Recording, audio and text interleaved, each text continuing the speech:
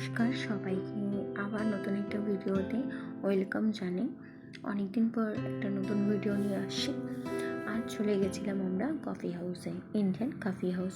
মোটামুটি সবাই চেনারই কথা। ইন্ডিয়ান কফি হাউস অনেক পুরনো কফি হাউস কলকাতাতে। সে মান্নাদের জন্য খুবই বিখ্যাত কফি হাউস। সবসময় মানে সবাই যেয়ে থাকো, আর যারা যাওনি তারা একবার হলেও ভিজিট করবে, খুব ভালো প্লেসটা। চলো আজকে আমরা চলে গেছিলাম কফি হাউসে, আর তোমাদের সাথে আজকে এখানকার অ্যাম্বিয়েন্সটা শেয়ার করবো আমি।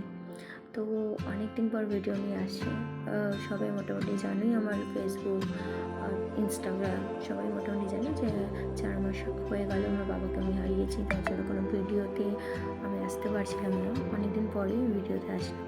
তো এখানে মাকে নিয়ে গিয়েছিলাম, আর খুব সুন্দর লাগছিলো জায়গাটা। অনেকদিন পর গেলাম বাইরে ঘুরতে। তো লেখাটা খুব সুন্দর ছিল, আই লাভ কফি হাউস। এটা অনেকদিন পুরনোই লেখা। আর দেখো নিচে কত ভিড় ছিল। তো আমরা 3 জন মিলেই গেছিলাম। সিট ছিল না একদমই, যেহেতু সানডে ছিল, সিট খুব কমই ছিল। তো এবার সিট পেয়েছিলাম একটা, সেখানেই বসে পড়লাম। তারপর আমরা সেখান থেকে ভালো করে একটু এখানে ফটো টটো তুলে নিলাম, খাওয়ার অর্ডার করলাম। আর মেনু কোডটা তোমাদের সাথে শেয়ার করছি। দেখো সবাই গালে হাতে বসে আছে, কতক্ষণে খাবার আসবে। আর দেখো আমাদের মাঝে অনেক খাবারও চলে এসেছে। আর এই যে মেনু কার্ডে সমস্ত ধরনের খাবার ছিল, প্লাস এখানে একটা বোর্ডের মতেও মেনু কার্ড লাগানো ছিল।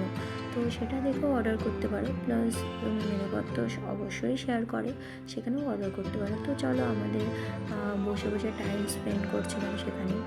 আর আমাদের কথাবার্তা চলছিল 3 জনের মিলে। আর তার মাঝখানে খাবারটা চলে আসলো, আর খাবারটা সত্যিই ভালো খেতে ছিল। কফি, কাবিরাজি আর পকোড়া ছিল, আর ফিশ ফ্রাই ছিল। ভিডিওটি ভালো লাগলে লাইক, কমেন্ট, শেয়ার করতে কিন্তু একদম বলবেন। Tata, by.